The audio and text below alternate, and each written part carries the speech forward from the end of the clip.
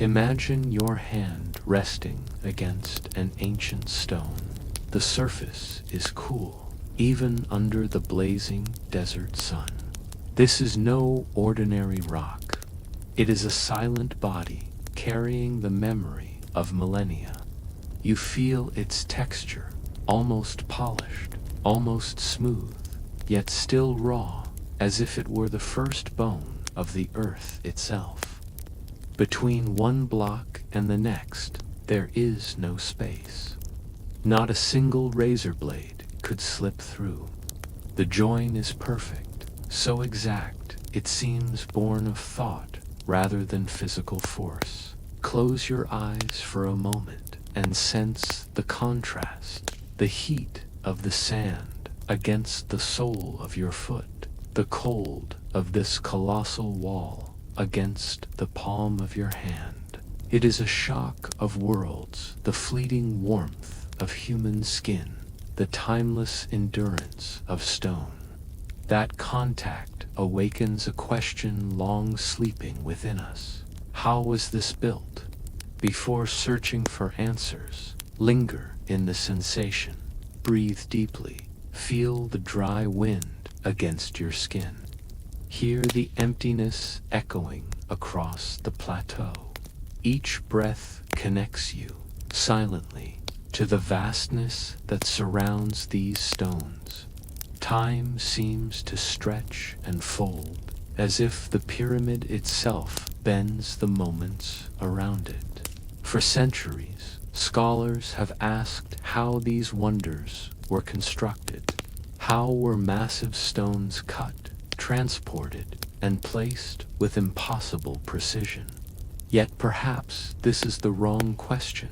Perhaps the real mystery is not the method, but the measure of time.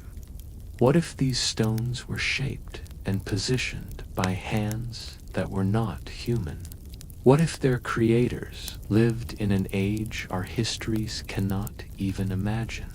The real enigma may not be one of engineering, but of chronology. We see pyramids and measure them against human timelines. Yet what if they are older than anything we have recorded? What if the desert sands we know were born long after the stones were laid? Consider the possibility for just a moment. What if the Great Pyramid, in its silent majesty, is not a monument to pharaohs, but a message left by an intelligence predating our species, a civilization or something resembling it that disappeared without a trace, leaving only hints in stone and sky? Imagine the precision required, not merely to build, but to endure, not to be admired briefly, but to survive the erosion of time, weather, and memory. We are trained to see the world through human eyes, to measure everything against our own lifespan, our own history. And yet, here, the pyramid defies that logic. Its stones speak in millennia. Its joints mock the tools and techniques we believe are necessary. It whispers across time, "You are late. We were here before you knew to count." To explore such a profound silence, we must first quiet ourselves. Let the noise of the day dissolve, like desert heat fading at dusk. Settle into your own stillness, allowing the mind to drift along the contours of the plateau. Picture yourself standing before the pyramid as the sun dips below the horizon. Shadows stretch across the stones, long and soft, erasing the sharp edges of reality. Listen, there is no sound but your own breath, mingling with the wind and the slow pulse of the earth. Each step, each heartbeat draws you further back through layers of time, beyond recorded history, beyond the lifespans of nations, beyond the memory of humanity itself. Visualize the stones cool under your fingertips. Imagine tracing the seam between two blocks, marveling at the perfect union. Feel your mind expanding to hold the vastness before you, not just the desert, but the epochs that have come and gone, each leaving an invisible signature. Time itself becomes elastic here. A single moment might stretch into centuries. A single stone might speak of eras unimaginable. And as you breathe, you allow the pyramid to enter your awareness, not just as a monument of earth, but as a marker of something older, stranger, almost unthinkable. Now, step back in your mind and take in the full scale of the plateau. The Great Pyramid rises, monumental, imposing, unyielding. Its height, its volume, its sheer presence is staggering. And yet, when measured against the vast timeline of the Earth itself, it is but a fleeting gesture. Consider this: if the history of our planet were compressed into the height of the Great Pyramid, all of recorded human history, every king, every city, every civilization, would amount to nothing more than a single grain of dust at its apex. All that we know, all that we can read in books, all that we teach in schools, is but a whisper at the summit of an unfathomable monument to time itself. Our historical models are neat, tidy, comfortable. Egyptologists date the construction of the pyramids to approximately 4,500 years ago. Homo sapiens have walked the earth for roughly 300,000 years. We measure stone, we carbon date papyri, we analyze tools, and we craft timelines. And yet, there remains a tension, a sense of unease. The pyramid does not feel bound by these numbers. It speaks in a language of eons, far longer than any human lifespan, far deeper than our textbooks admit. The central obstacle, the reason this hypothesis is radical, lies in the orthodoxy of academia. Historians and archaeologists have built frameworks of certainty. Pyramids are tombs, pharaohs are kings. Human ingenuity is the measure of achievement. Our evolutionary timeline is clear. Agriculture arose around 10,000 years ago, cities within the last 6,000. And yet, here, in the desert sands, stands a structure whose precision, whose scale, whose alignment challenges every assumption we have. To suggest that it might predate humanity is considered heresy in the halls of conventional scholarship. And perhaps it is. Perhaps it is unthinkable, absurd even. And yet, consider the possibility anyway. Imagine walking along the base of the Great Pyramid. Feel the enormity of the stones beneath your fingertips, each one weighing tons, each one placed with a precision that defies our modern machines. No human hand, no matter how clever, could have achieved this with only copper tools and simple levers, or so we are told. And yet, here it is. Time, in this moment, becomes an ocean. We have been taught to swim in shallow pools, centuries, decades, years. But what if we plunge into the deep, unfathomable waters of millennia? Every stone of the pyramid becomes a relic of that ocean, an artifact whose true depth we cannot measure. Poets have tried to capture such vastness.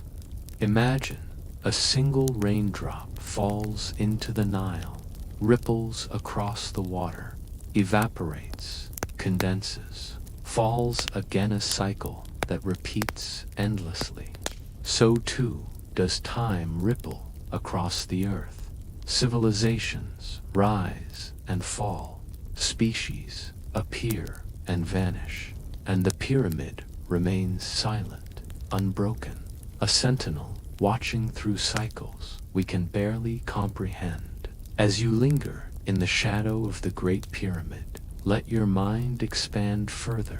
Consider the vast expanse of desert stretching to the horizon. This is a place where winds erase footprints, where sand buries the memories of 1,000 generations.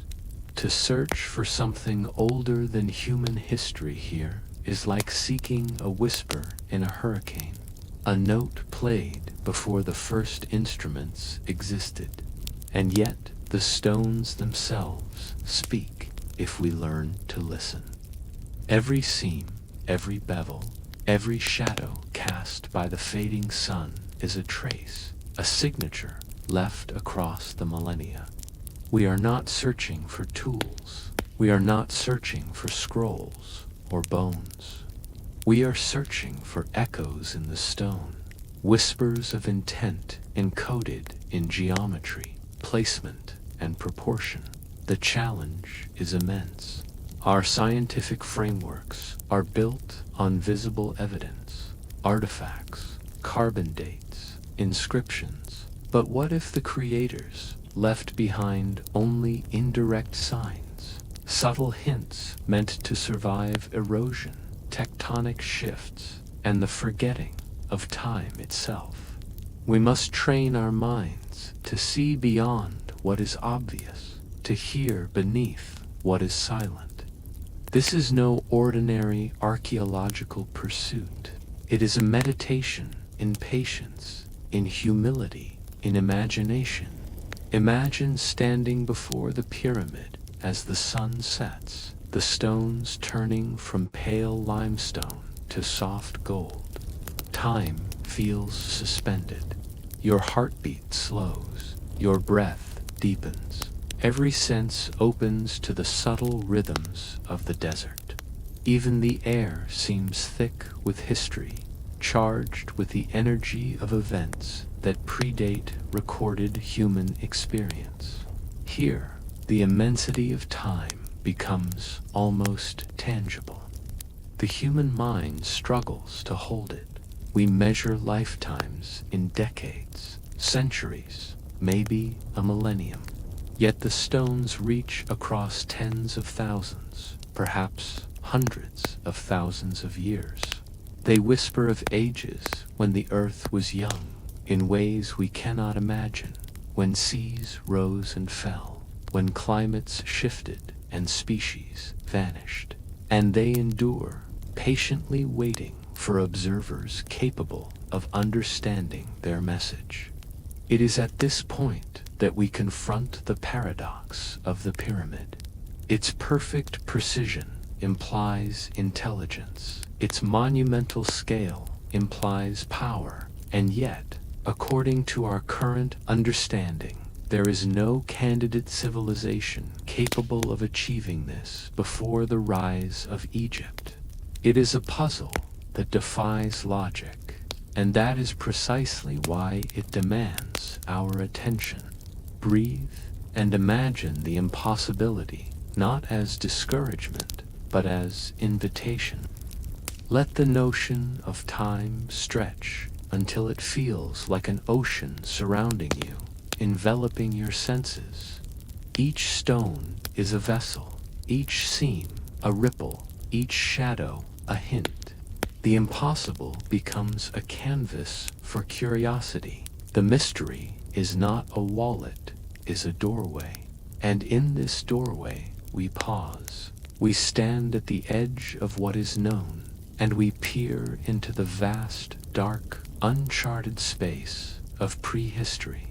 It is quiet, it is still, it is almost unbearably vast. And yet, if you focus closely, if you allow yourself to imagine, if you let go of certainty, traces begin to appear. They are faint, they are subtle, but they exist. waiting for patient minds to notice.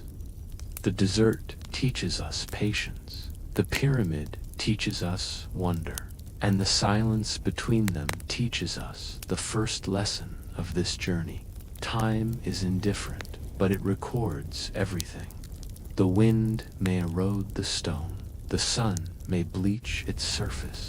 Empires may rise and fall around it, but something deep, elemental, endures. Something that may have been left for us to find. Now, close your eyes. Hear the wind brushing against limestone. Feel the sun retreating beyond the horizon, leaving long, cool shadows on the ground.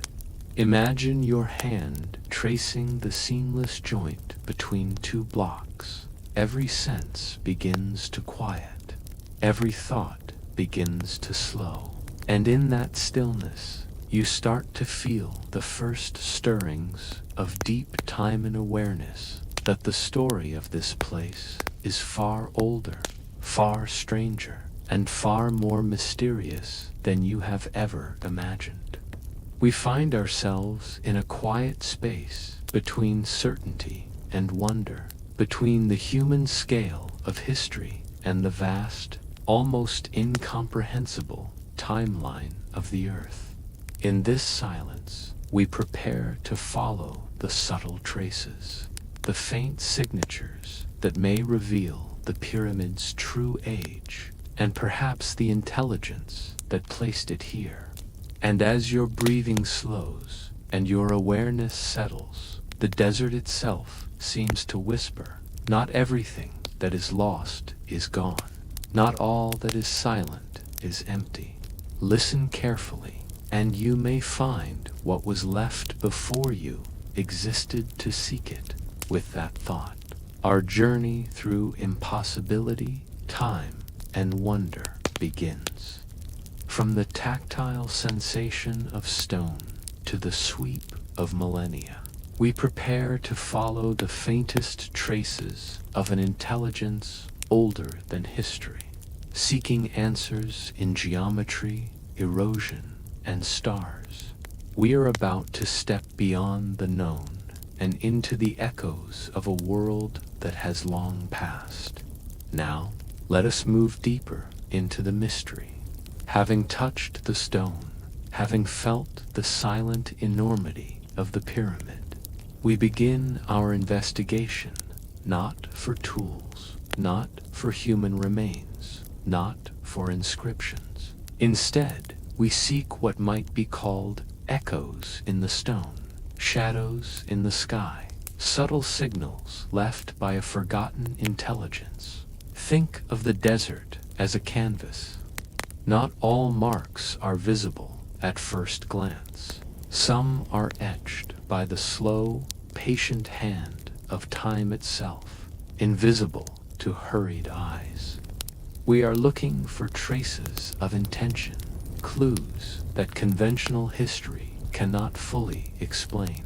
We are forensic detectives of deep time, reading what survives beyond the decay of civilizations, beyond the erosion of wind and sand, beyond the grasp of recorded history. These geological ghosts are everywhere, if we know how to see them. They exist in the vertical fissures of limestone, in the alignment of stones to celestial bodies, in the proportions and mathematics encoded within a structure's very shape. They are not artifacts in the traditional sense. They are fingerprints of intelligence, faint but persistent, left for beings that may only come to understand them thousands or tens of thousands of years later. And so we begin at the Sphinx, a sentinel older than memory, carved from the living bedrock of Giza. For decades, scholars have debated its age. Official Egyptology places it at roughly 4,500 years old, contemporary with Khafer's pyramid. Yet a closer look reveals a puzzle. The stone shows patterns of erosion that cannot be explained by wind and sand alone. Walk along the enclosure of the Sphinx in your imagination. Observe the grooves and fissures in the limestone walls. They are deep, vertical, rounded, flowing, as if water had carved them over centuries. This is not the rough abrasion of wind-blown sand. This is precipitation erosion, sculpted by prolonged and heavy rainfall. Geologist Robert Schoch has argued that the Sphinx shows precisely this pattern. The rain in Egypt today is sparse, insufficient to create such deep furrows. To reach this state, the Sphinx must have endured millennia of consistent, heavy rain. Climate models suggest that Egypt was a green savanna with seasonal storms, roughly 12,000 years ago, a time long before recorded history, long before the rise of agriculture.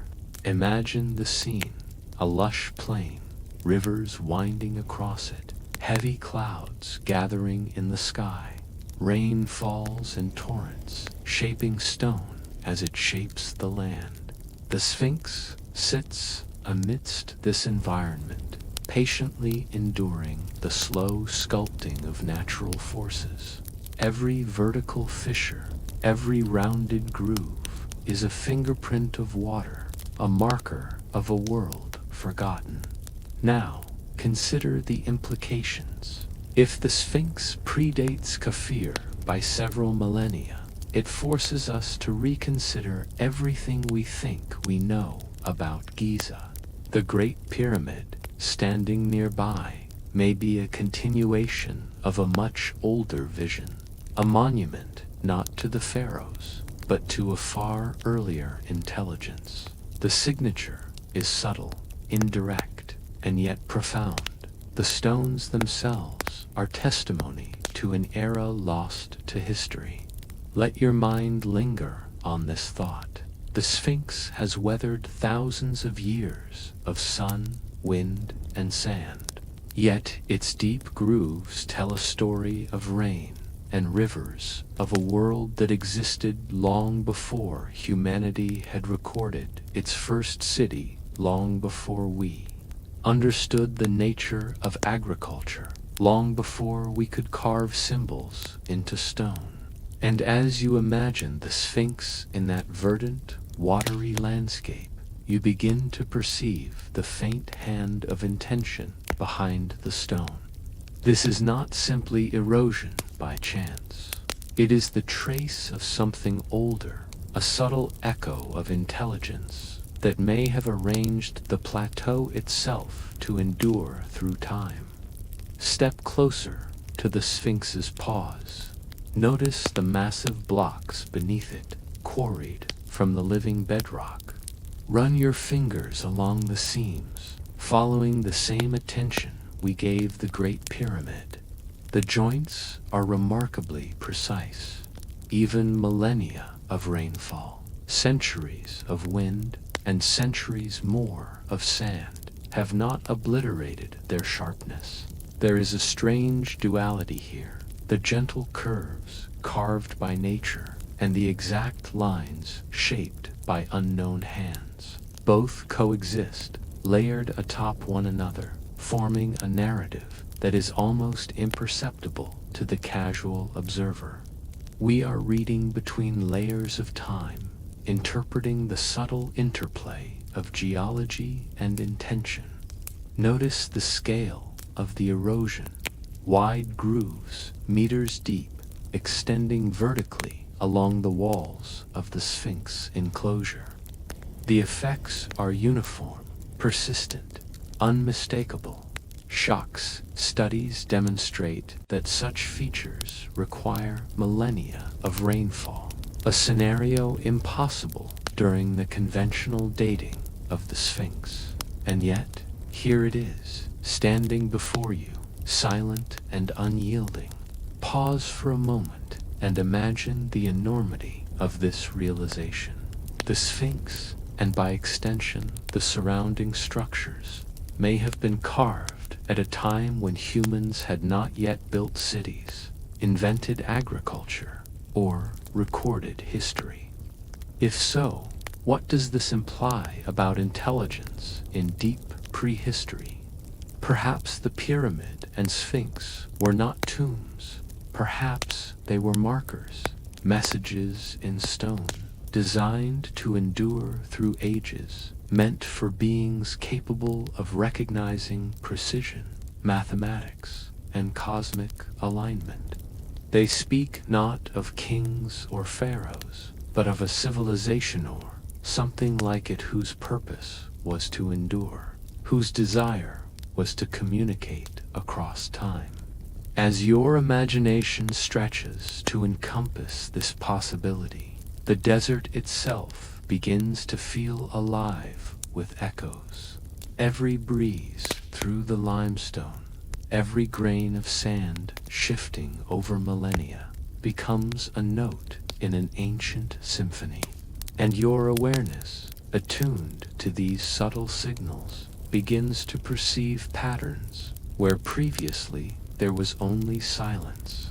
We have now reached the first layer of the forensic hunt, the signature of deep water. The stones remember the rain. The landscape remembers the rivers, and the desert, in its timeless patience, preserves the record. Step back from the Sphinx and gaze at the three pyramids on the plateau. Their positions are not random. Their scale is monumental. Their precision remarkable. But there is another layer, another signature, waiting in plain sight. The signature of the sky.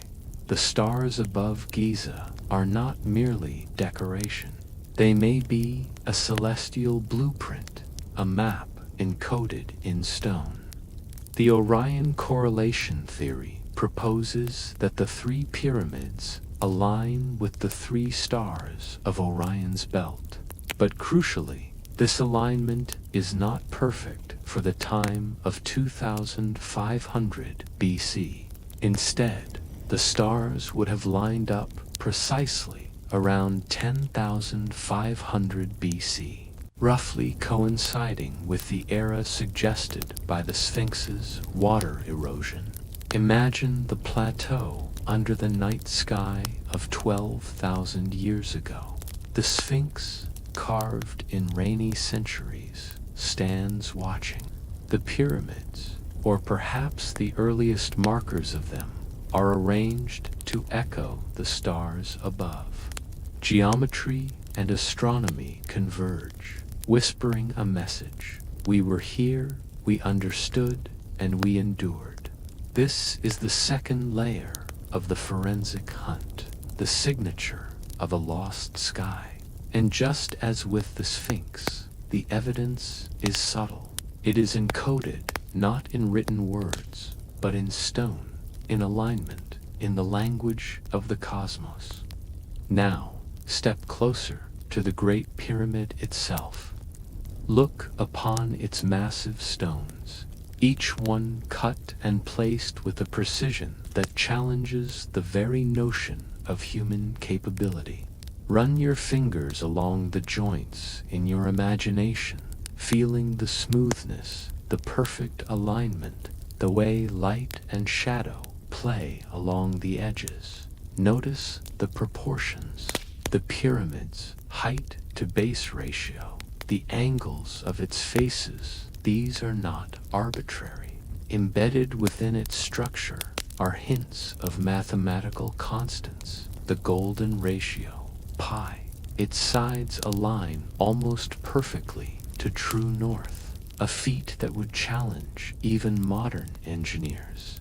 Ask yourself, what kind of intelligence could conceive such a structure? Not merely for survival, not for shelter, not for ritual alone, but as a lasting testament, a message encoded in geometry, a message that would speak across the millennia to any observer who could understand. The pyramid becomes more than a building.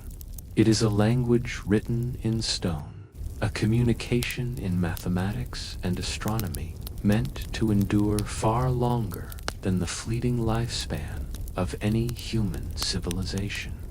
Imagine the builders, or perhaps the architects, or the watchers, intelligence, unlike our own, laying out this monument with patience and purpose. They were not marking the tomb of a king, but creating a device, a marker, a message for eyes and minds yet to evolve.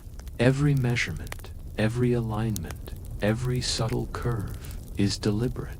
It whispers across time. Precision is possible. Thought can endure. Knowledge can survive beyond memory. And yet, there is no record of these beings.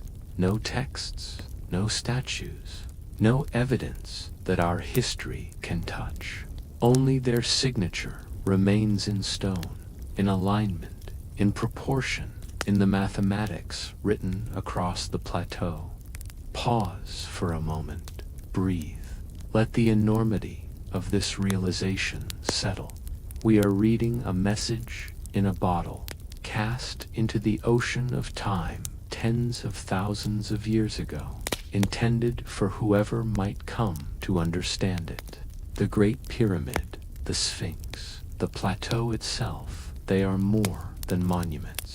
They are echoes of intelligence, faint but enduring, reaching out from a past so distant that the human mind strains to imagine it. And as you feel the scale of these wonders in your mind, allow yourself to wonder, could our current understanding of human history be just the tip of a much deeper story? Could the pyramid be a remnant of a civilization or an intelligence that existed long before us, and left behind only these subtle, perfect traces for us to discover? Step back in your mind and take in the full panorama. The desert stretches endlessly. The Sphinx gazes into eternity. The pyramids rise in precise alignment, silent and patient. Time here is vast, almost incomprehensible.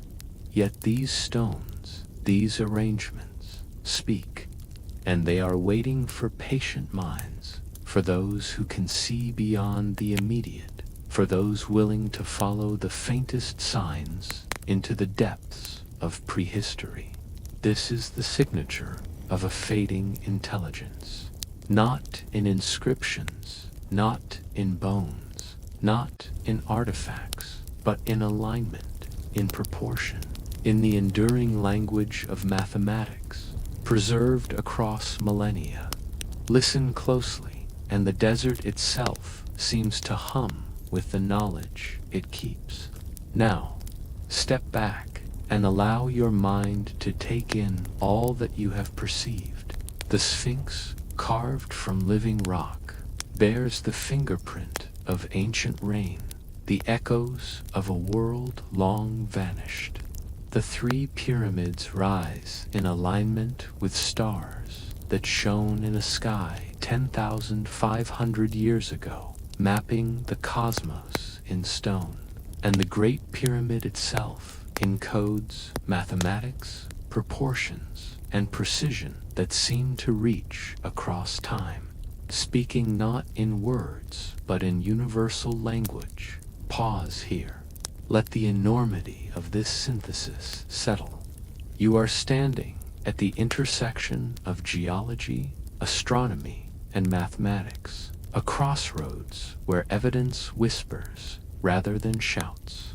This is the forensic hunt, subtle, patient, gentle.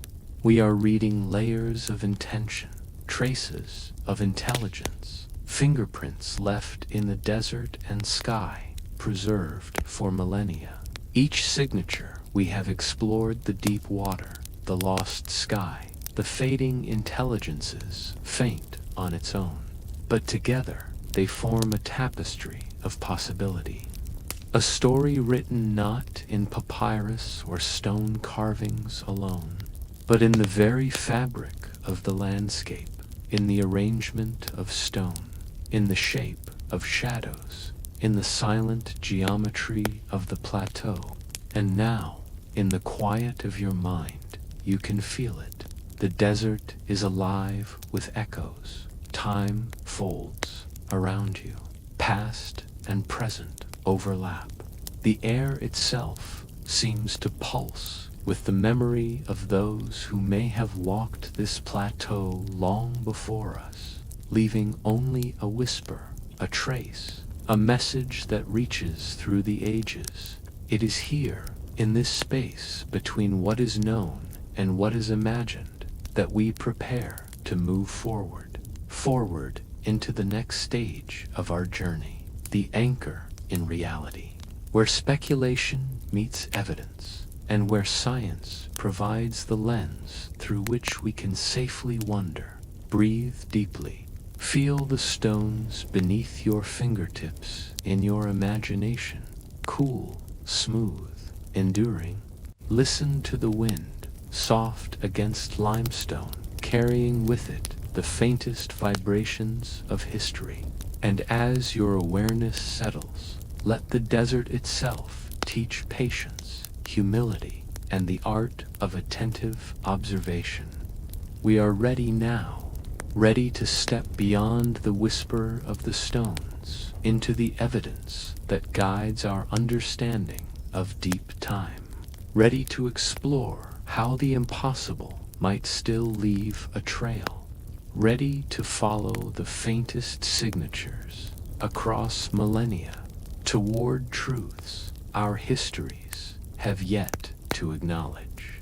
And so we leave the plateau, for now, with questions ringing in our minds, and the sense that intelligence, once present, may have spoken to us in ways subtle, enduring, and profoundly beautiful.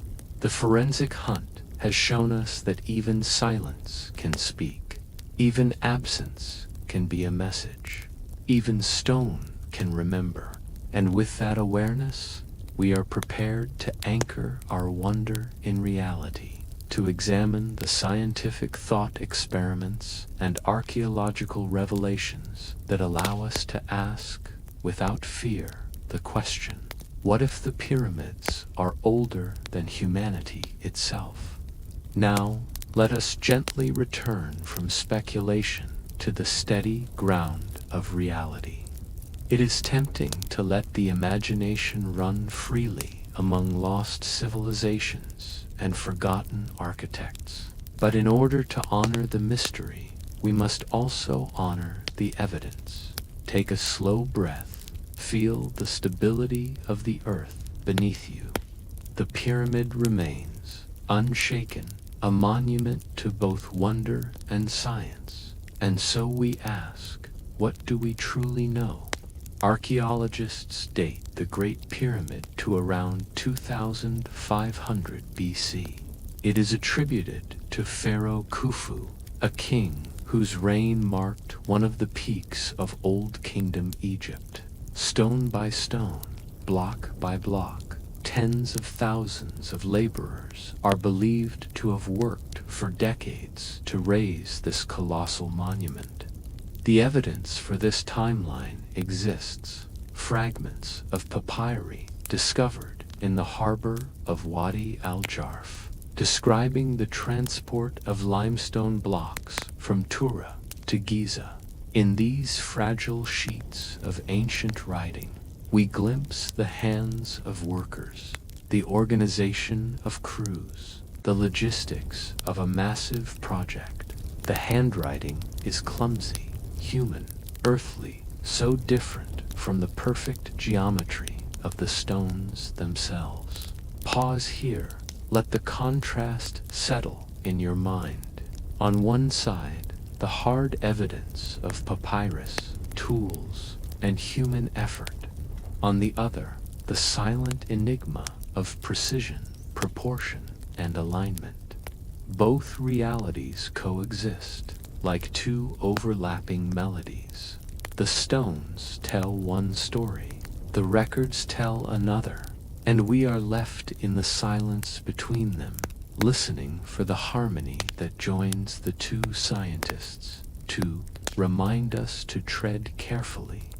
Carbon dating of organic material found near the pyramid's charcoal, wood, fragments of rope points consistently to the Old Kingdom period. This is a strong anchor, a tether holding us close to the accepted timeline, and yet, even within this framework, questions remain. Why such precision? Why such scale? Why such alignment? If it was only a tomb, why create a structure that would endure not decades, not centuries, but thousands upon thousands of years? The practical explanation feels incomplete, as though it addresses the how but not the why.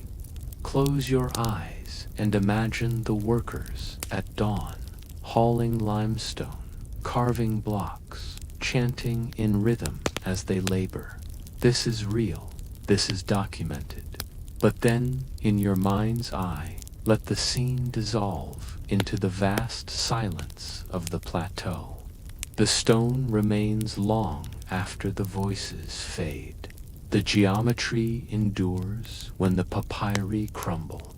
Science gives us an anchor. Yes, but the mystery still whispers beyond its reach.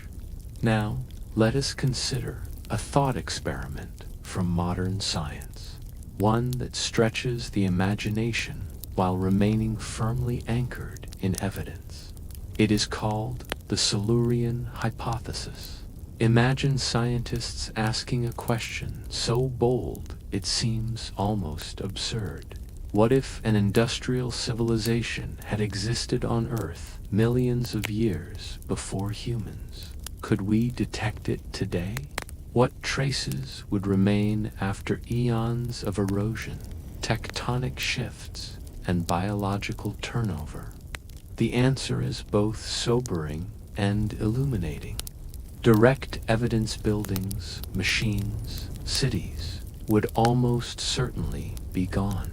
What might survive are subtle chemical signatures in sediments, anomalies in isotopes, layers in rocks that whisper of activity long vanished. Pause here and let this settle.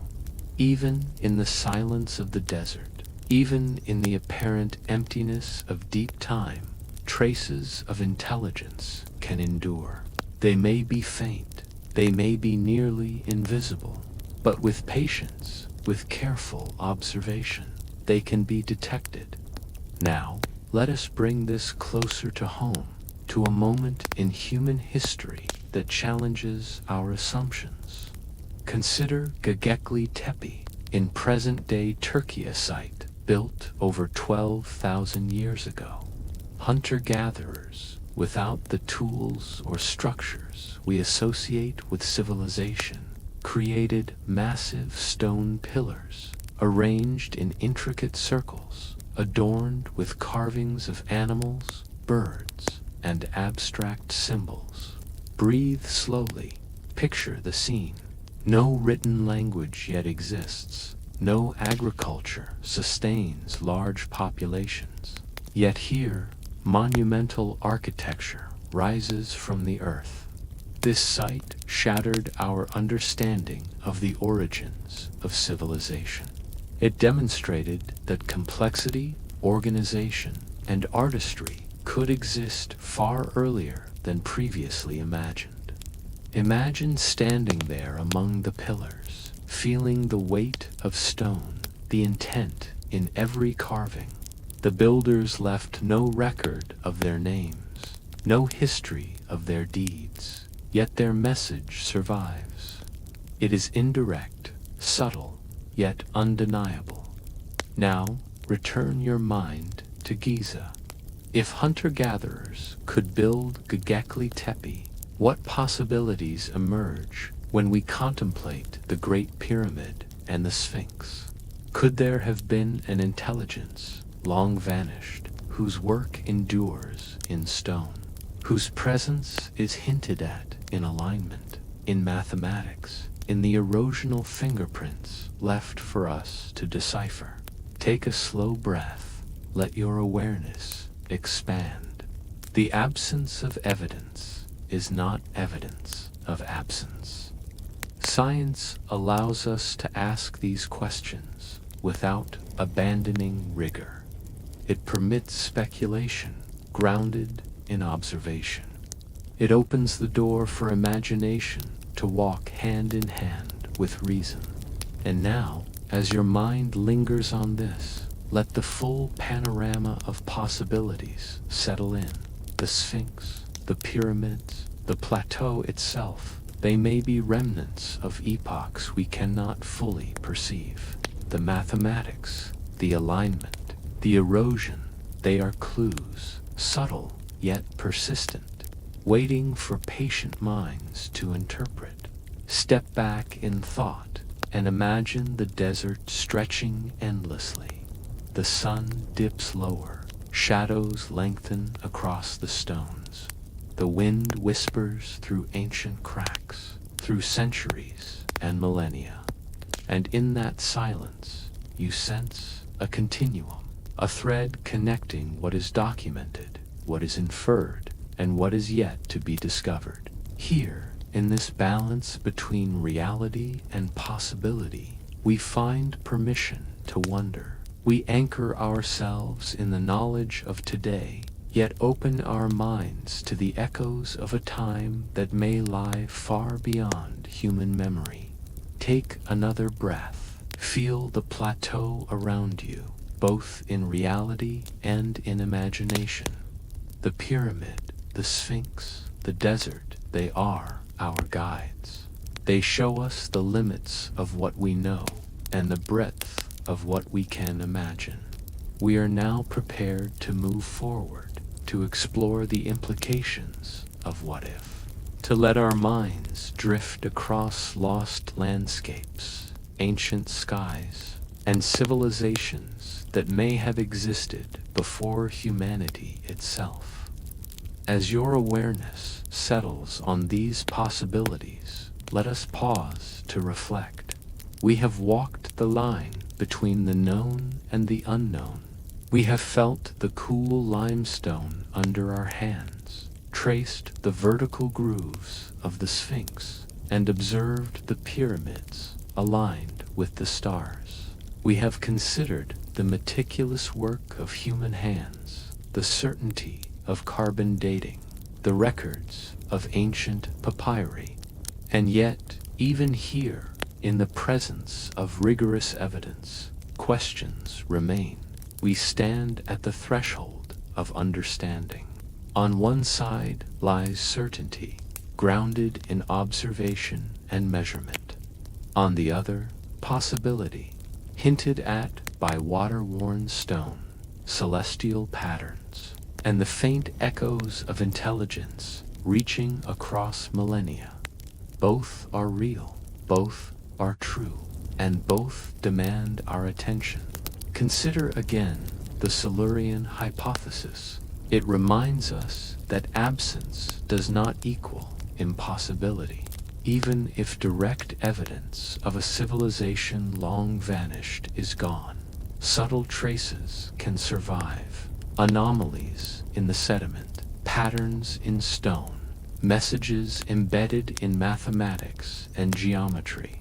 The past is not silented, speaks softly, and only those who listen carefully can hear its whispers. Göbekli Tepe reinforces this lesson. Human history is not as linear or as predictable as we imagine. Complexity can emerge in unexpected places, in eras we thought primitive, in societies we assumed simple.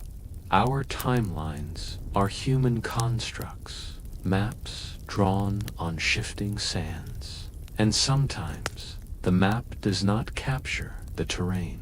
The pyramid and the Sphinx may occupy a similar space that challenges our assumptions. that extends the boundaries of possibility.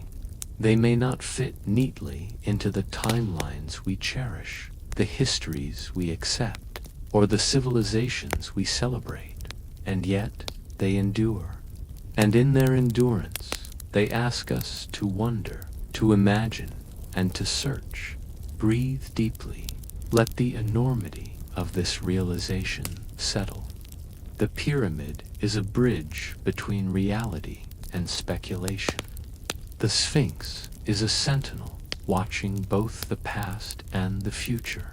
They anchor us to the earth while inviting our minds to drift across lost ages, to consider intelligences that may have existed before humanity, to perceive messages encoded in stone and sky.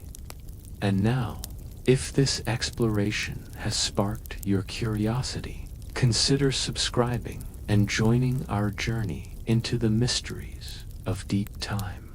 By following, you will receive guided explorations, immersive insights, and careful examinations of ancient civilizations, lost knowledge, and the subtle fingerprints of intelligence hidden across millennia. Let your imagination walk alongside evidence and never miss a step into the unknown. And now, let this understanding guide you to the next stage of our journey. Having explored the evidence of deep time, the subtle fingerprints of erosion, the alignment with celestial bodies, and the lessons of real-world discoveries, we are ready to ask the most profound question of all. What if the Great Pyramid, the Sphinx, and the Giza Plateau are not simply monuments of a human past, but markers of a far older intelligence? What messages have been encoded in stone, waiting patiently for minds capable of reading them? What lessons do they hold for us, not only about history, but about the nature of intelligence, civilization, and our place in the vast timeline of the Earth? Take a slow breath. Feel the coolness of the stones beneath your fingertips, the gentle pull of wind across the desert, the sun setting low on the horizon. Let the contrast of certainty and possibility settle in your mind.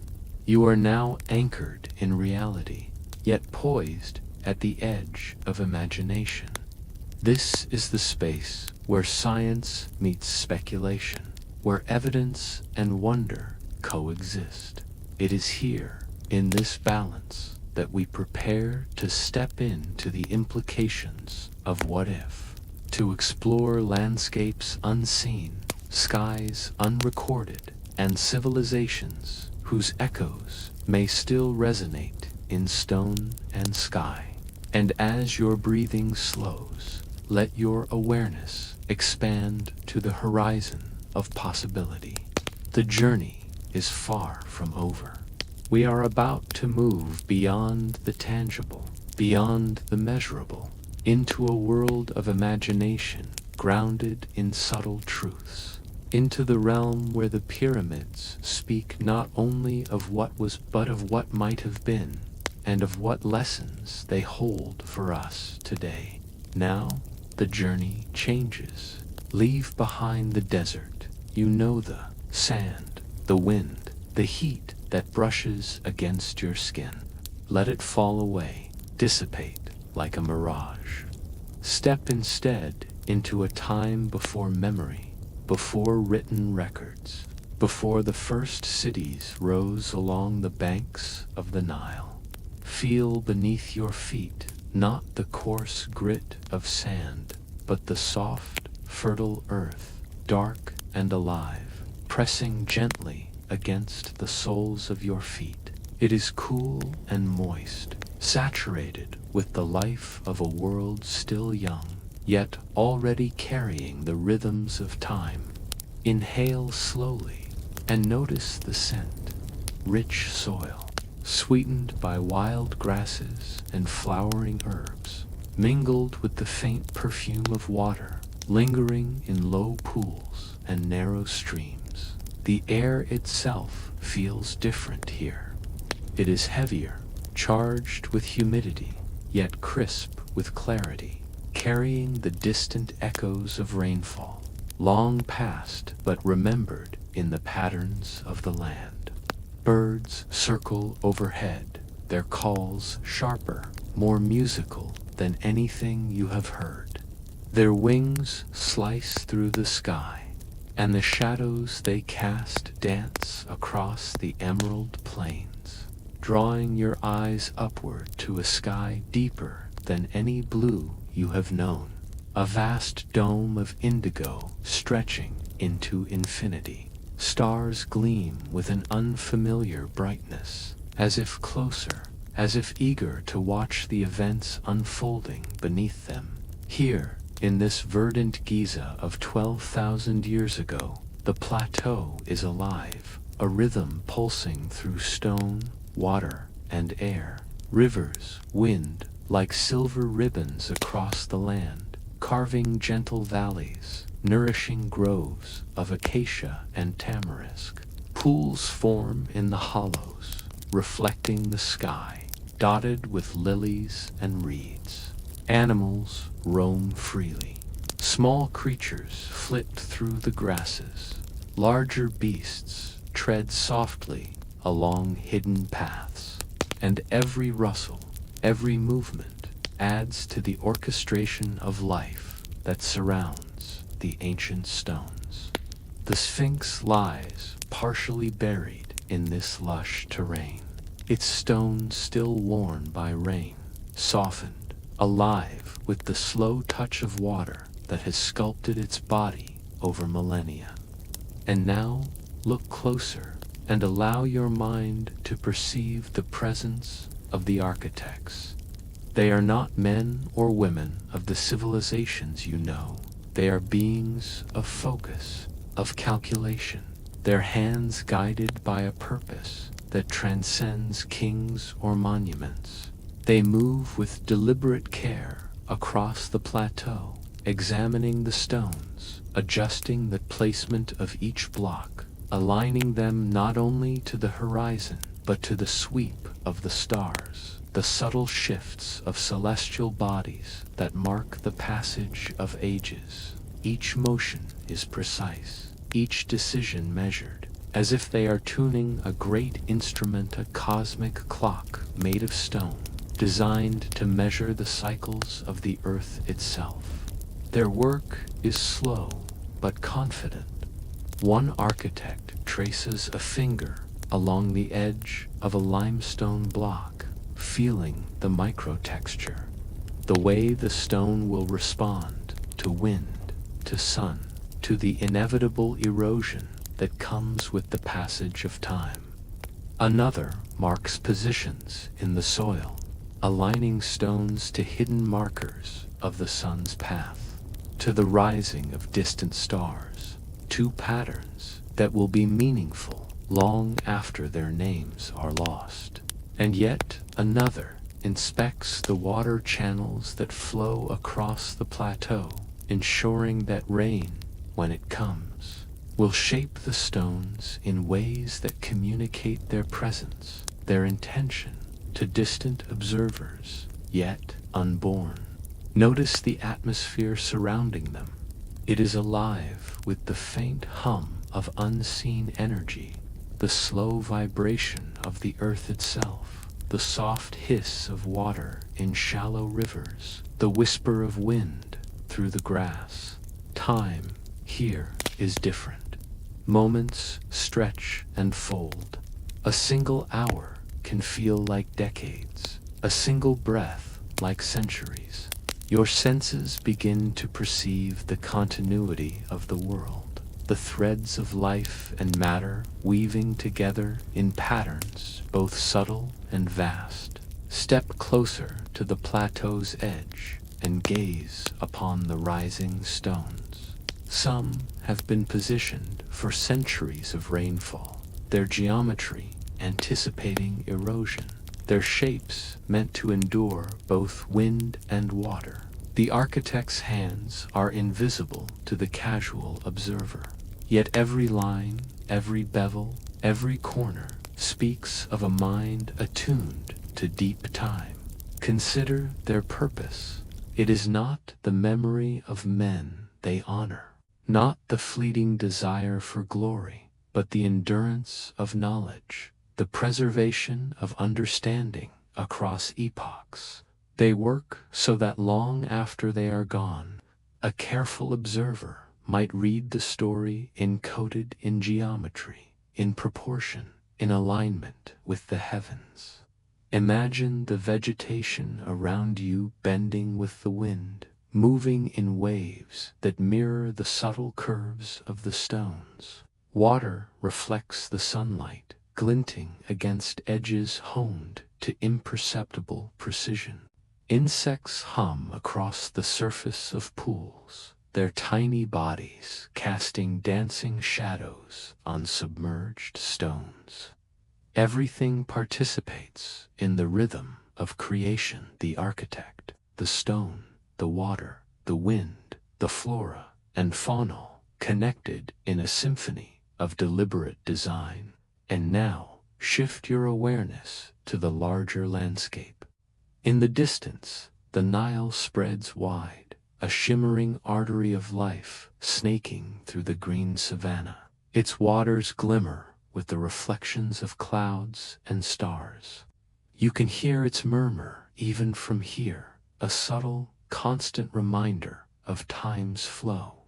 Birds dip down to drink, their cries marking intervals in the rhythm of existence. Herds of animals drink, graze, and move with careful deliberation, aware yet indifferent to the work of the architects. Above, the sky continues its silent vigil. Stars, unfamiliar in their alignment, shine with clarity. The Orion constellation, bright and precise, seems to resonate with the stones below, as if the very universe approves of the placement. It is in this cosmic resonance that the architect's intention is fully revealed. The plateau is a dialogue, not with human kings, not with historians, but with time itself, with the cycles of the earth, the heavens, and whatever intelligence will one day perceive their message. Notice the contrast. Stone, once inert, now becomes a language. Water, once fleeting, leaves an enduring impression. Wind, once random, becomes a sculptor. And the architects, though unseen by time's eye, become the guides, choreographing a narrative across millennia. Every block, every seam, every joint is a deliberate act, a message cast in limestone and aligned with the cosmos, awaiting the patient observer. Pause here. Take a slow, steady breath. Let your mind absorb the scale, the richness, the depth of this moment. Feel your awareness expand across the plateau, across centuries of green savanna, across the cycles of stars, across the silent work of intelligence that preceded human history. Let your senses encompass the rhythm of life, the subtle traces of intent, and the immensity of time stretching beyond comprehension. And now, as your consciousness settles, consider this. You are witnessing something that no record can fully convey. The plateau, the stones, the water, the stars, they all converge to speak a story of endurance, intention, and observation. Here, the architects are not merely builders. They are custodians of memory, stewards of epochs, keepers of a truth that transcends human understanding. Before we move further into this vision, take another breath. Feel the grass beneath your feet, the moisture in the air, the cool touch of stone. the distant murmur of the Nile. Let your mind synchronize with the pulse of this ancient world. And know this, as you continue your journey, every detail you observe, the curvature of a block, the shimmer of a pool, the arc of a bird's flight becomes part of the narrative, part of the evidence, part of the whispers left across millennia for those patient enough to notice. As your awareness deepens, notice the patterns in the vegetation surrounding the plateau. Grasses sway in rhythms that seem almost deliberate, nodding as if in response to the subtle movements of the architects. Small flowers, delicate and ephemeral, bloom along the edges of shallow streams, their colors vivid in the morning light, bright yellows, deep purples, gentle white sol, reflecting the vibrancy of life that has returned to this land after long centuries. Insects, unseen yet audible in the soft hums and whirs of their movement, populate every corner, attending to the pollination of plants, the delicate balance of ecosystems that will, in time, leave their own traces in the soil. The architects move through this environment with an intimate understanding of these cycles. They pause occasionally, observing the way water accumulates in depressions, tracing the path it will take through centuries of erosion. They adjust the placement of stones so that each groove, each fissure, will record the passage of rain, wind, and sunlight over millennia. Their purpose is not immediate. It is not for a king, for a city, for even a civilization that will rise centuries later. Their goal is time itself, the long arc of epochs, the preservation of intention across ages. Listen closely to the subtle sounds around you. The water gurgles gently over smooth stones. Leaves rustle, creating a soft, continuous backdrop, punctuated by the distant calls of birds that rise and fall like musical notes. Occasionally, a larger animal, a gazelle, perhaps, or a small herd of aurochs, moves across the open plain, their hooves pressing into the soft, damp earth. Even these natural markings become part of the story, integrated into the landscape the architects are shaping, considered as part of a design that embraces the living world itself. Step closer to the Sphinx. Here, in this prehistory, the creature is not yet partially buried by sand, but rests in full form. Its contours, softened only by the touch of rain and the slow work of time. Its eyes, carved with subtle precision, seem to gaze into eternity, anticipating the arrival of those who would one day attempt to understand its purpose. The water has shaped the limestone into smooth undulations along its flanks, while the vertical grooves in the enclosure are deep and rounded, telling a story of long, relentless rain. The architects have already accounted for this erosion, designing not only for human observation, but for geological time, for the subtle transformation of the stone by natural forces.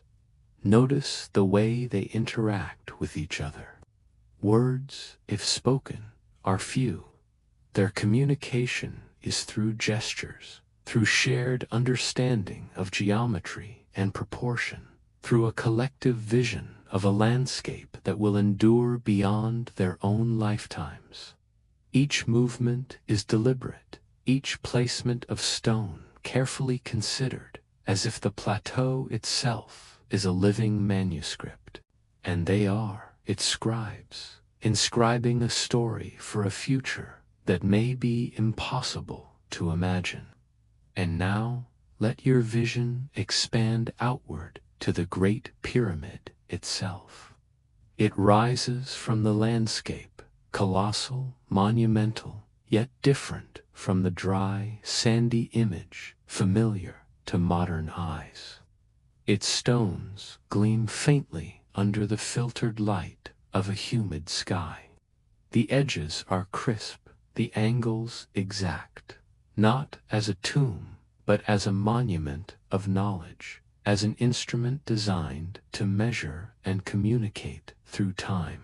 Its proportions are aligned with celestial markers, anticipating changes in the stars over thousands of years. Each block is a note in a symphony, each seam a punctuation in a message waiting for recognition. Above, the sky deepens into a richer indigo, and the stars begin to emerge, sharp and unyielding.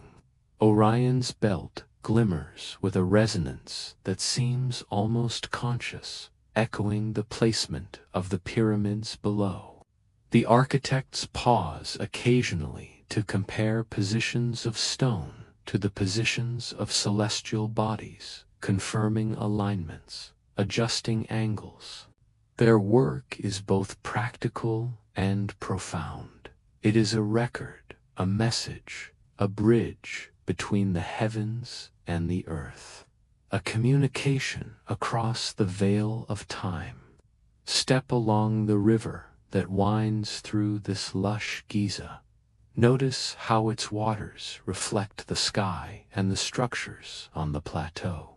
The flow is gentle, continuous, shaping the land and the stone. Small pools form along its bends, capturing reflections of the pyramids and the Sphinx, creating a visual echo, a doubled reality, a mirror for time itself. The architects move beside these waters, understanding their effect, ensuring that the erosion, the deposition of sediments, will serve the larger purpose of the plateau as a chronicle written in stone and water.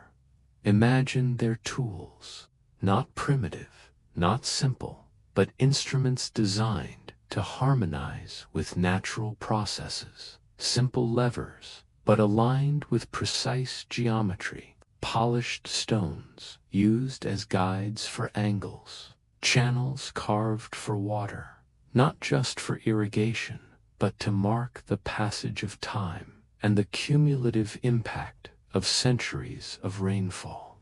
Even the smallest gesture, a tilt of a stone, a shift in a channel, is part of a plan that spans millennia.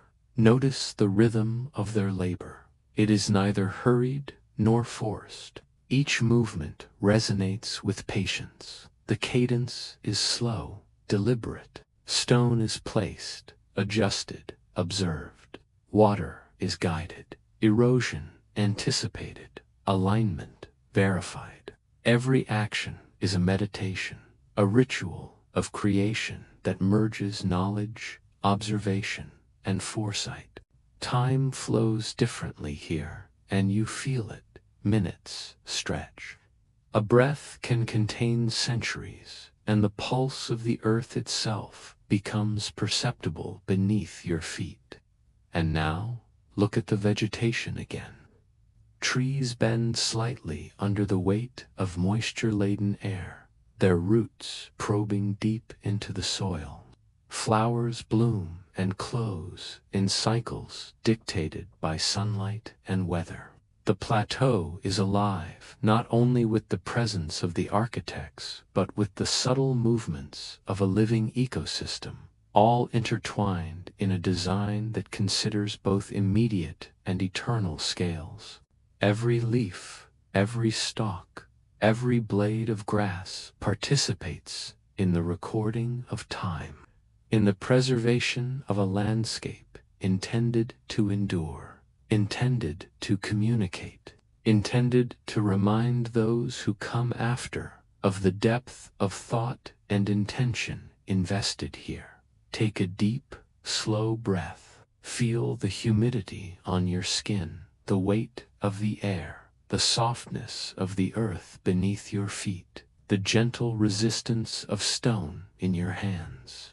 Allow the magnitude of this vision to settle in your mind. You are no longer merely observing, you are participating mentally in a world that predates human civilization as we know it, a world designed to endure across the vast, unmeasured scales of time. And as your mind drifts further, notice the sense of inevitability in the architect's work. There is a rhythm, a harmony, a foresight that stretches beyond their immediate needs. They are not building for legacy in the human sense. They are building for endurance, for comprehension by those who will arrive long after their own existence has faded. Each stone, each alignment, each carefully anticipated erosion is a letter, a word, a sentence in a story written across millennia. As you continue to walk mentally through this verdant Giza, notice the shifting light of the pre-dawn sky. Shadows stretch long across the plateau, caressing the edges of the pyramids and the Sphinx. The sun, rising slowly, illuminates each stone with a soft, golden hue, highlighting the precision of angles and the subtle curves shaped by millennia of rainfall. Even in this early light, the landscape feels alive, as if the very ground pulses with the memory of the architects who have passed through. The architects themselves are moving now with quiet deliberation. They do not rush, nor do they speak unnecessarily. Every gesture, every adjustment communicates intent. Some are measuring, some observing, some guiding the flow of water through shallow channels designed to record centuries of precipitation. Each action is a meditation, a synchronization with the rhythm of the earth, a practice that ensures that the record of their work will endure far longer than any human memory. Pause for a moment and look at the horizon. In the distance, forests hug the banks of a broader Nile, its waters flowing with steady inevitability. You can see the gentle rise and fall of hills, the occasional movement of large creatures grazing in the fertile plains. This is a world not yet scarred by agriculture, not yet marked by permanent cities, yet already carefully observed, already shaped by the subtle hand of intelligence. Every mound of earth, every alignment of stones, is a note in a grand symphony of foresight and intention. Now, let your mind drift closer to the structures themselves.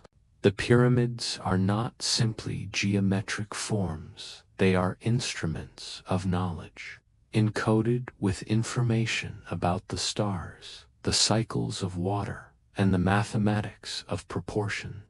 The stones themselves speak a language of precision, a message to be deciphered across the millennia.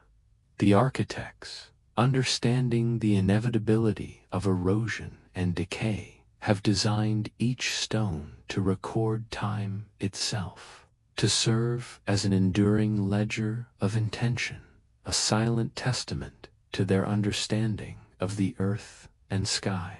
Walk along the edge of the Sphinx enclosure. The deep, rounded grooves in the limestone now appear in a new light, not merely as evidence of rainfall, but as a deliberate canvas on which nature and intelligence meet. The architects anticipated how water would sculpt the stone over centuries, and they incorporated this knowledge into the very design. Observe the subtle interplay between natural erosion and deliberate carving. It is a dialogue across time, a conversation between human foresight and the patience of geological processes. As you step back and survey the plateau, allow your vision to expand to include the wider landscape. Small tributaries snake across the plain, feeding into larger rivers. The grasses and reeds respond to wind and moisture. Trees bend gracefully under the weight of water-laden air. The architects consider all of this, integrating it into their plan. The land itself is a partner, a medium through which knowledge and intention are preserved. Notice now the minute details. Inscriptions so subtle they are barely perceptible. Hidden carvings along the base of stones that mark the positions of celestial bodies. Channels and depressions aligned with mathematical exactness, designed to measure the passage of time. Even the placement of vegetation and soil mounds is intentional, guiding the observer's eye, ensuring that the story encoded here can survive for thousands of years. Every element, living or inert, is part of a larger record, a ledger of intelligence and foresight. And yet, amid all this meticulous design, there is a sense of fragility. You realize that the architects were not immortal. They would vanish, leaving only the plateau and its monumental messages behind. Their disappearance is as deliberate as their construction, a silent caution. Civilizations, no matter how advanced, are ephemeral in the vast sweep of geological time. Their work, however, is designed to endure, whispering across millennia to those capable of reading its patterns, deciphering its hidden logic, and sensing its message. Let your imagination move closer to the rivers. Water, slow and deliberate, carves channels, deposits sediment, shapes the earth. Here, the natural world is both a tool and a witness. The architects do not oppose it, they collaborate, aligning their stone placements with the inevitable flows of nature. Stones are adjusted to ensure that every rainfall, every seasonal flood, contributes to the record they are leaving. Each groove, each indentation, becomes part of a message for a future civilization, a testament to foresight, to observation, to patience. Now imagine the night falling. The sky is dense with stars, sharper than any modern eye could imagine. Orion rises slowly above the horizon, its belt perfectly aligned with the layout of the pyramids. Constellations shift gradually across the night, marking time with silent authority. The architects have anticipated this celestial movement, embedding the knowledge of stars and cycles into stone, ensuring that the patterns remain readable even as the sky changes over millennia. Listen now to the quiet of the desert at night, not empty, but alive with subtle sounds. The wind brushes across the plateau, carrying with it grains of sand, whispers of water, echoes of creatures moving unseen. Even this seemingly minor activity is part of the narrative. The plateau records it all: erosion, deposition, growth, decay. Time itself is a collaborator, and the architects designed for its inevitability. They knew the world would change, yet their intent remains embedded in the fabric of the land, waiting to be understood by those with patience, curiosity, and awareness. Picture the architects working beneath this starlit sky. Their hands are steady, their minds deliberate.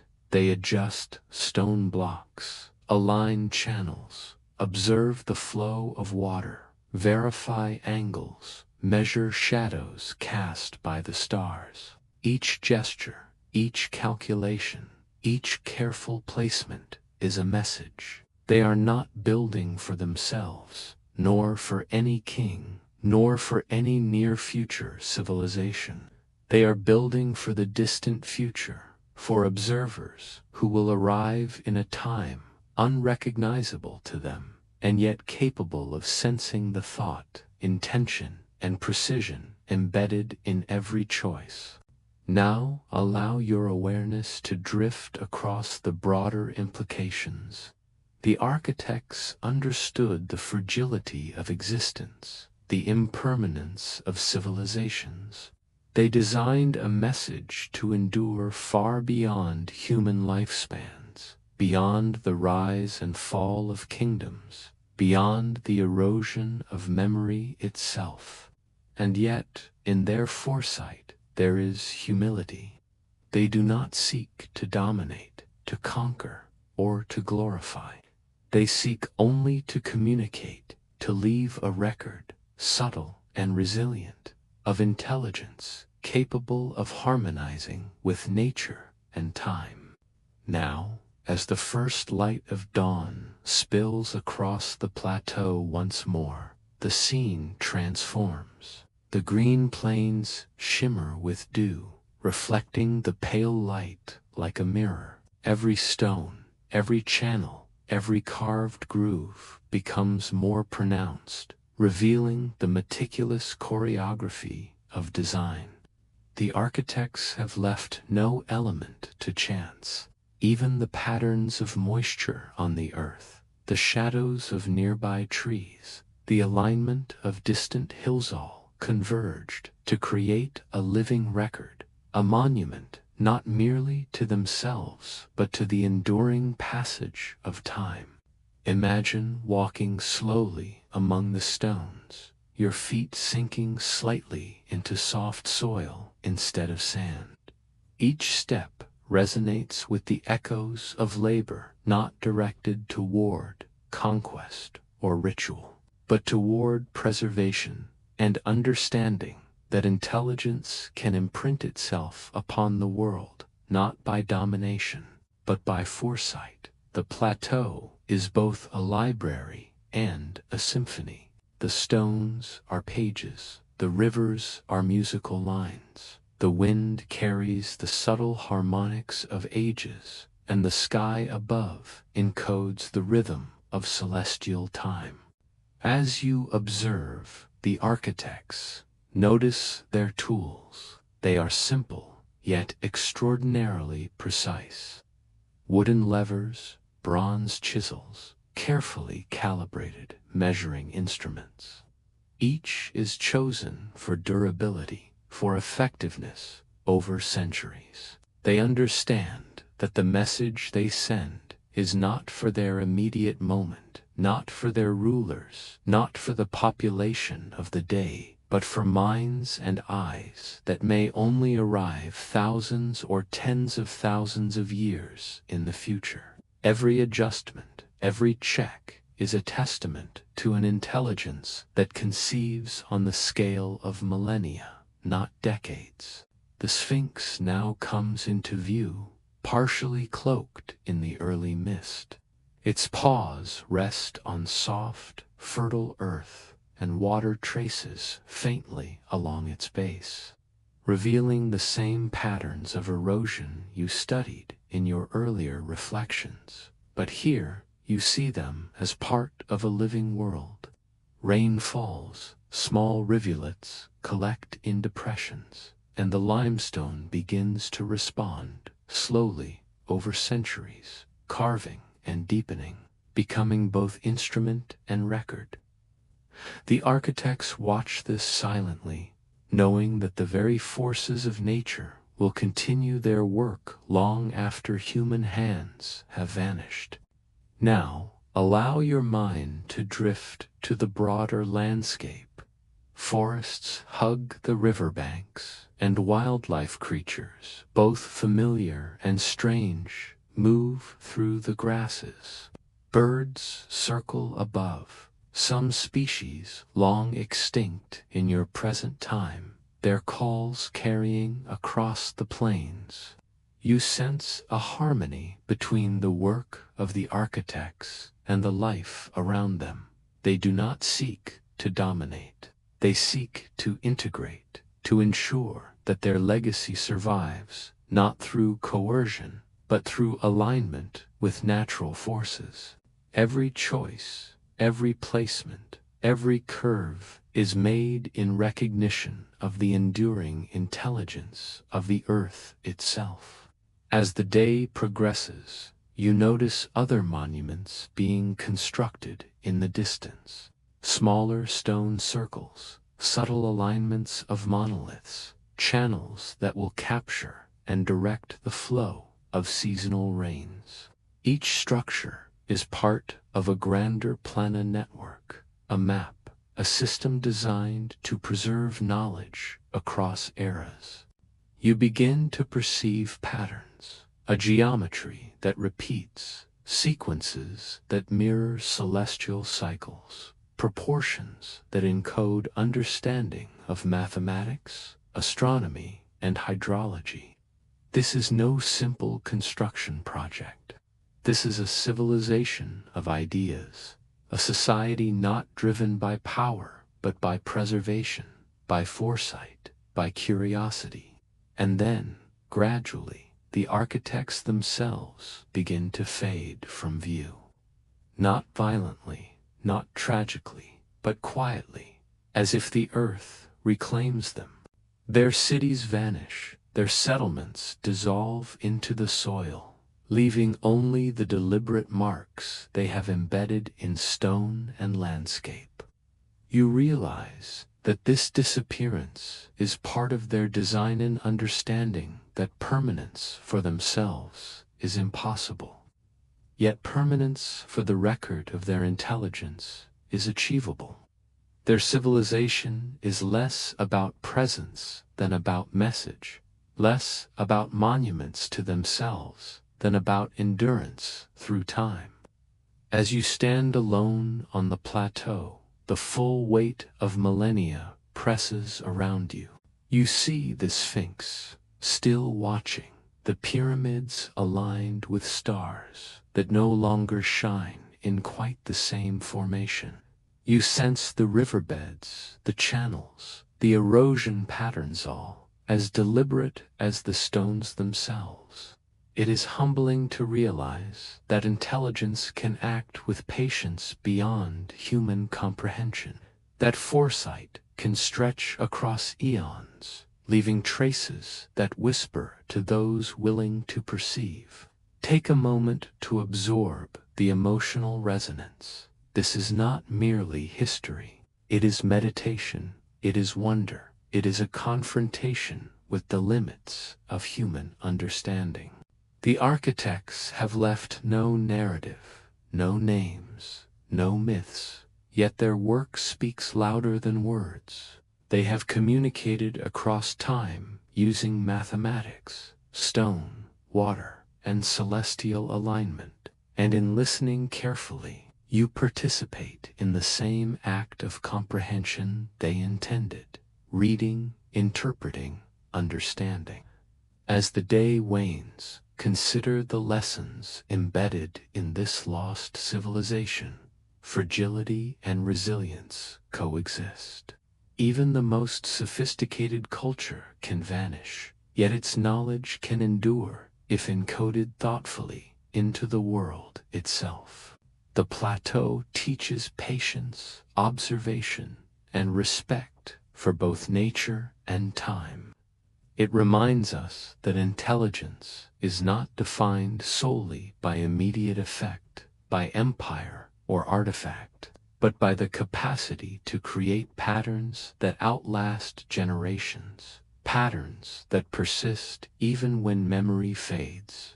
Now, let your awareness return to the stars. Night falls, and the constellations emerge once more. Orion, once perfectly aligned with the pyramids, has shifted slightly over the millennia. Yet the message remains: alignment, mathematics, foresight. The architects anticipated this drift, embedding redundancy and resilience into their designs. Time itself is part of the record.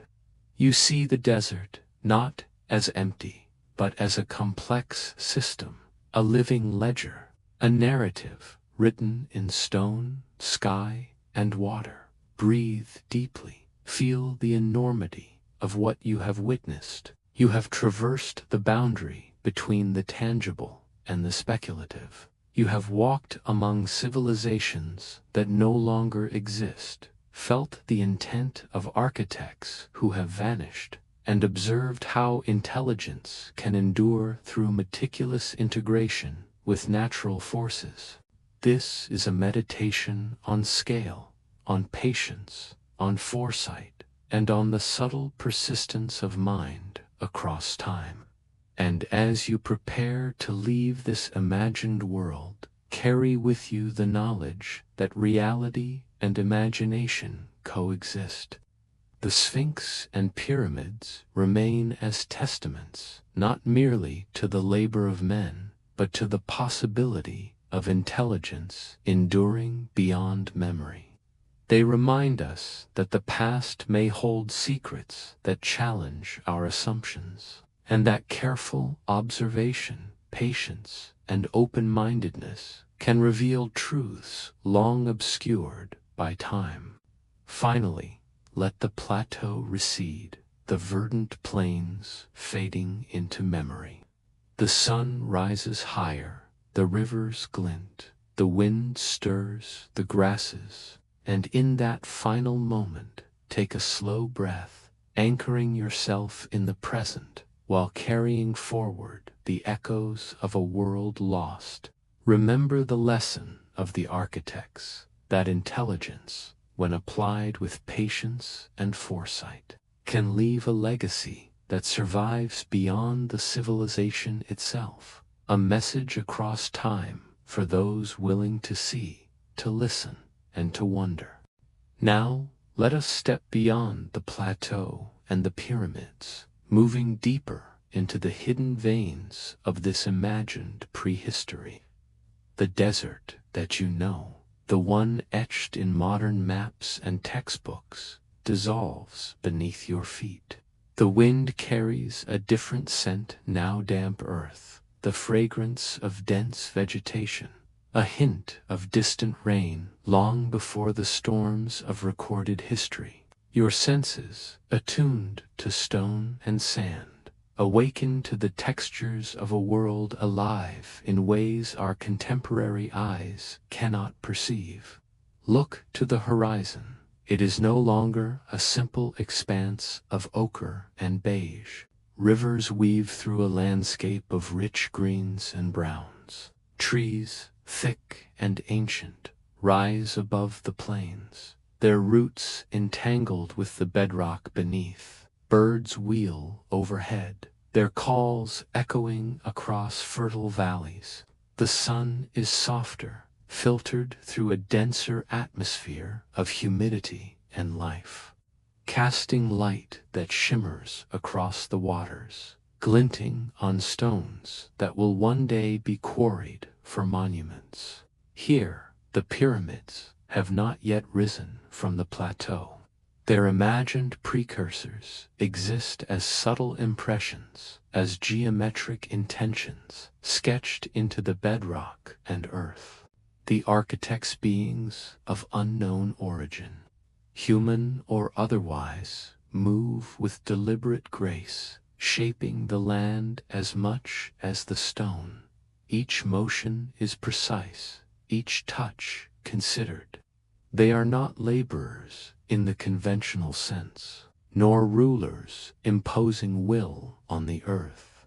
They are observers and coordinators, translating the rhythms of the planet into structures that will endure millennia. Notice the tools they employ, some familiar, some alien. Levers, ropes, and hammers are joined by implements that defy modern comprehension, instruments that seem to resonate with the stones themselves.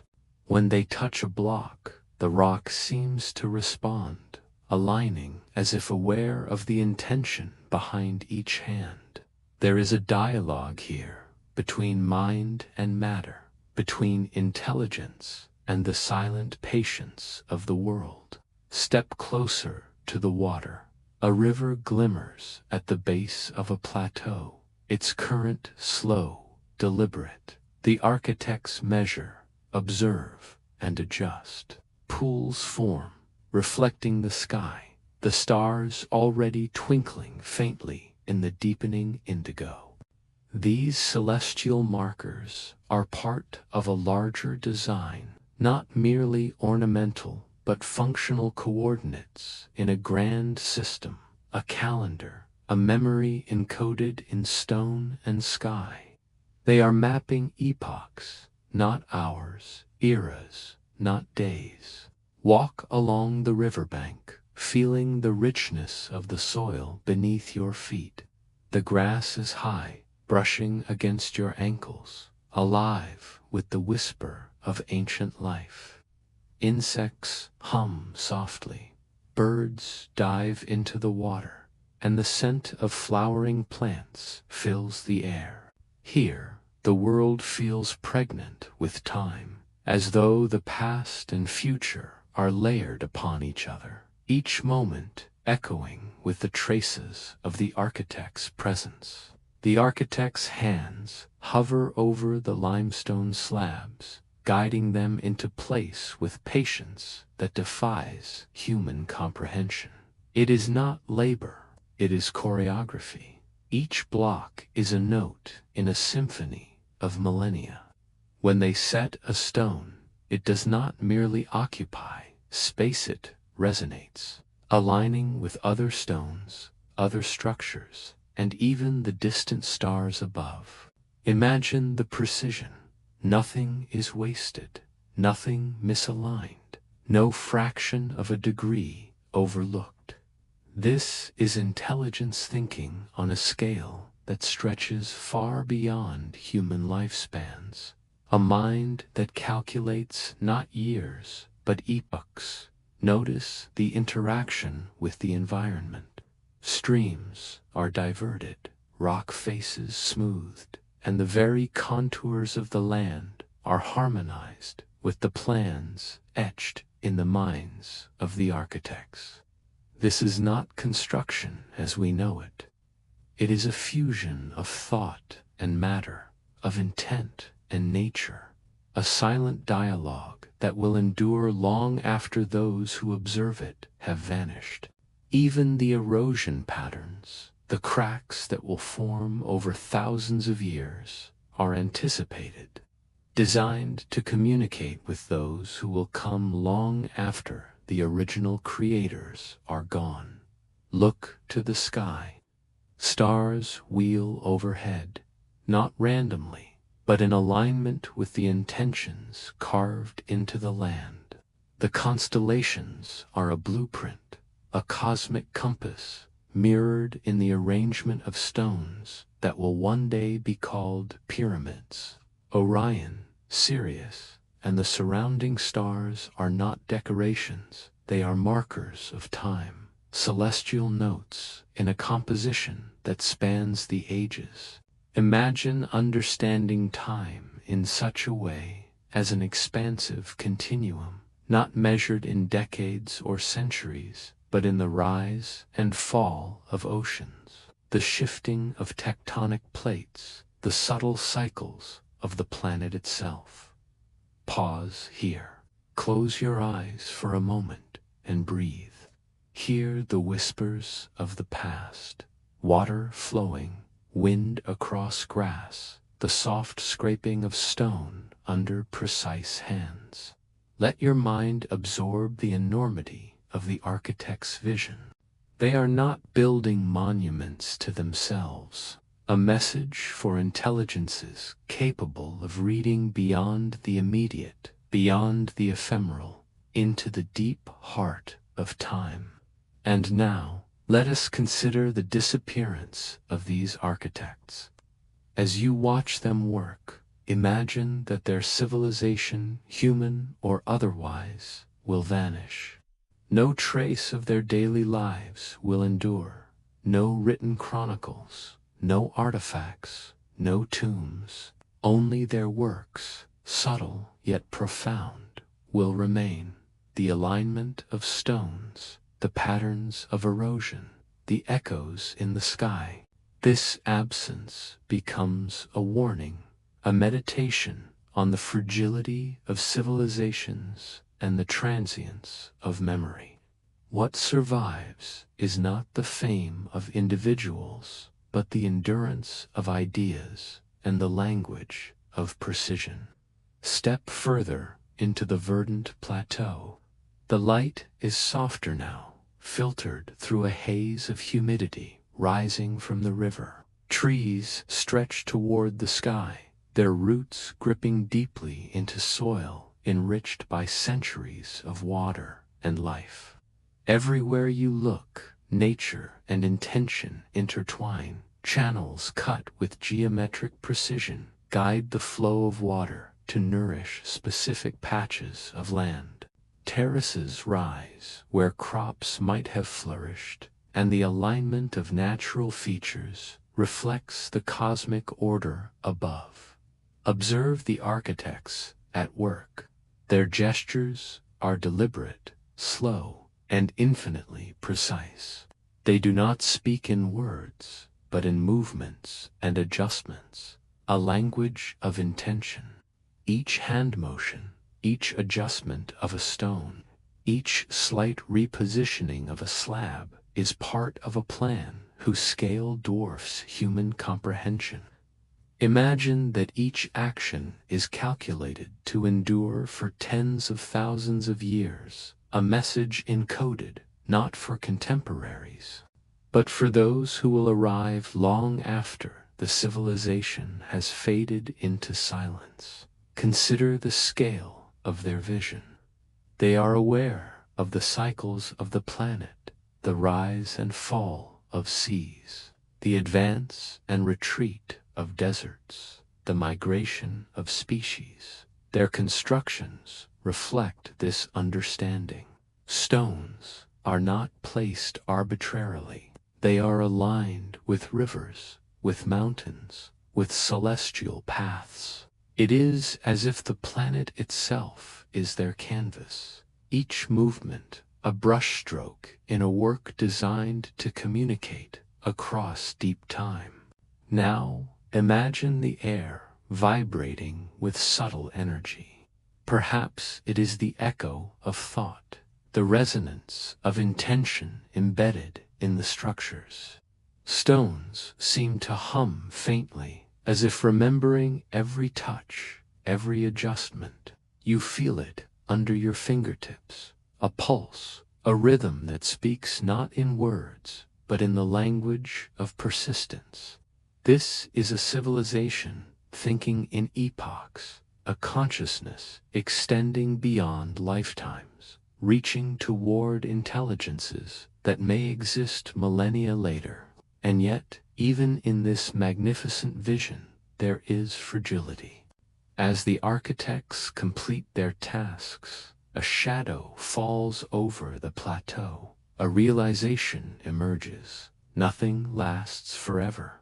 Their creations, while enduring far longer than human lifetimes, are vulnerable to forces beyond their control: erosion, tectonics, climate shifts, and the slow march of geological time.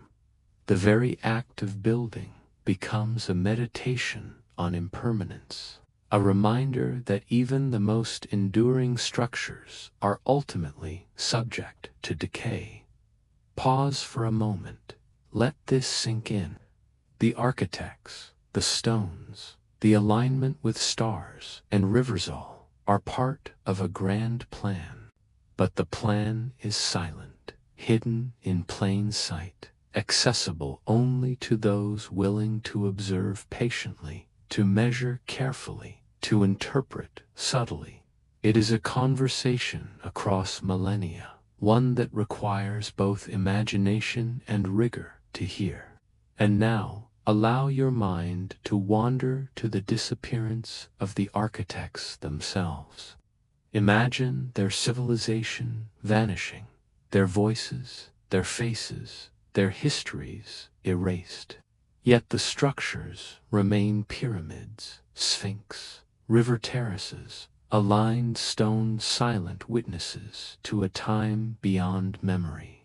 This absence is itself a message, a reflection on the fragility of civilization and the persistence of intention. It is a reminder that survival does not depend on fame or records, but on the endurance of ideas, of messages, of precise action.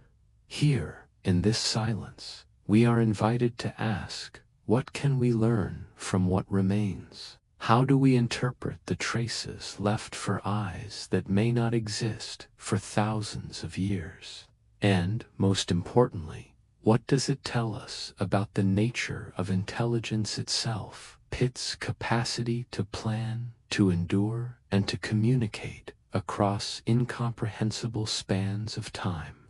Take a deep breath, feel the connection between your body, the stones, the river, the sky above. You are now part of this continuum, a witness to the work of beings whose names and faces are lost, but whose intent speaks clearly through the millennia.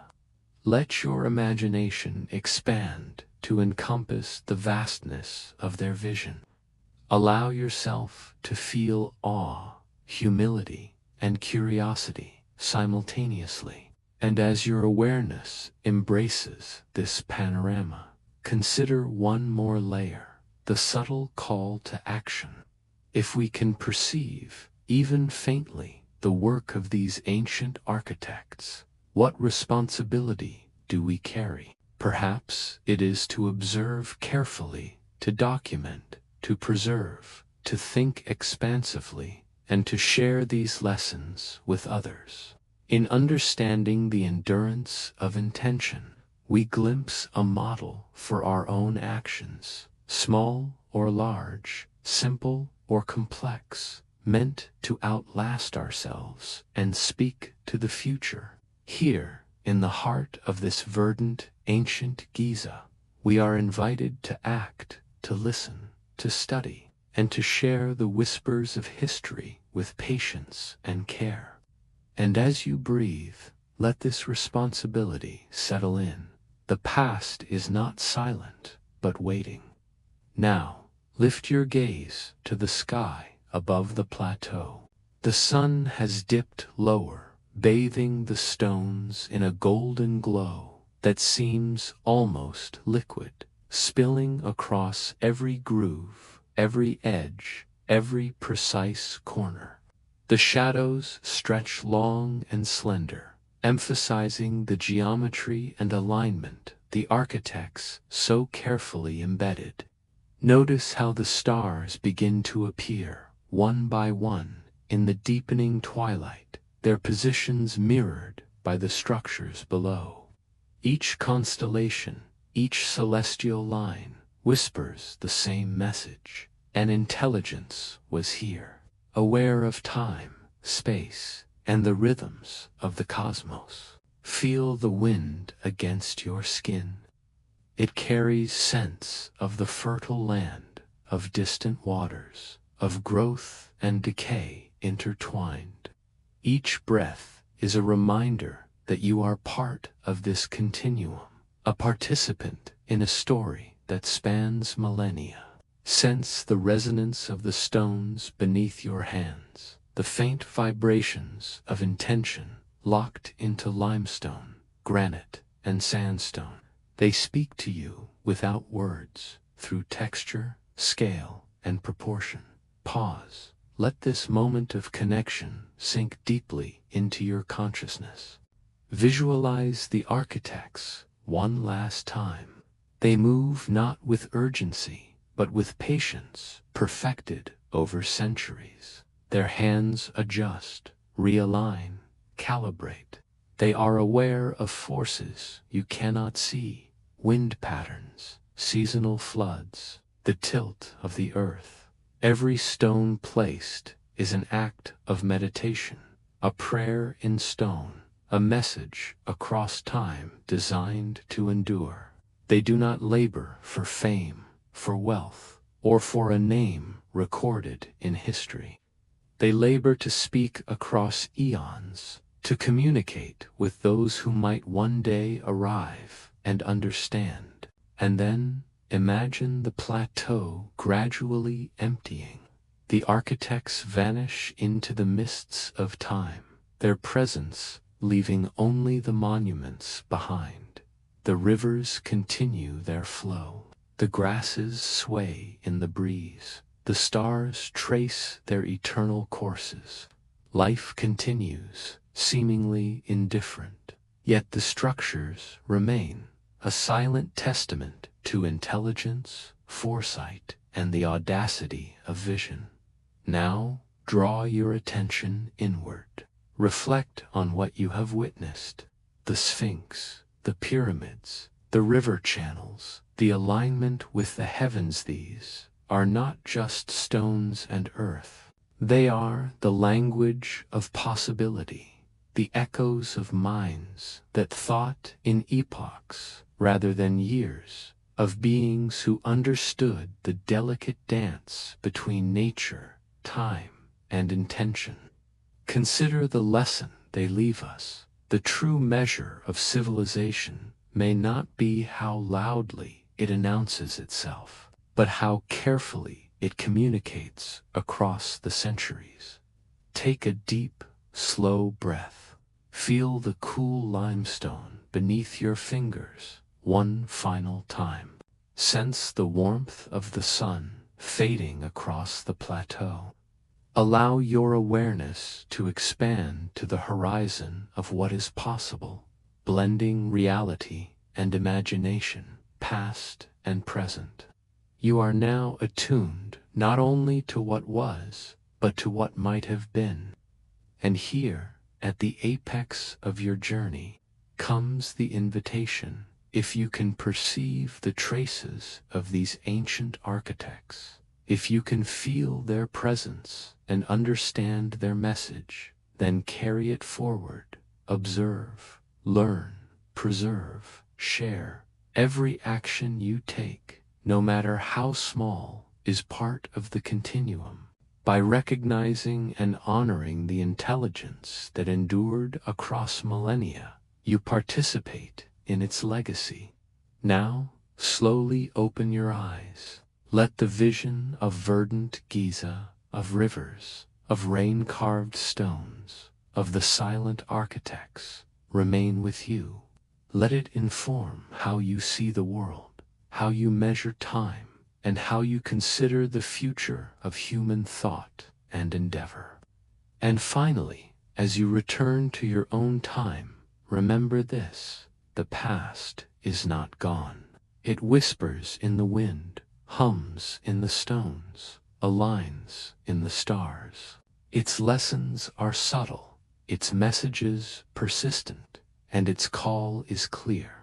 Pay attention, act with care, and let the intelligence of both past and present guide your steps. If this journey through time and imagination has stirred your curiosity, if you feel the echo of the architects and the whisper of ancient wisdom, then take a moment to explore further.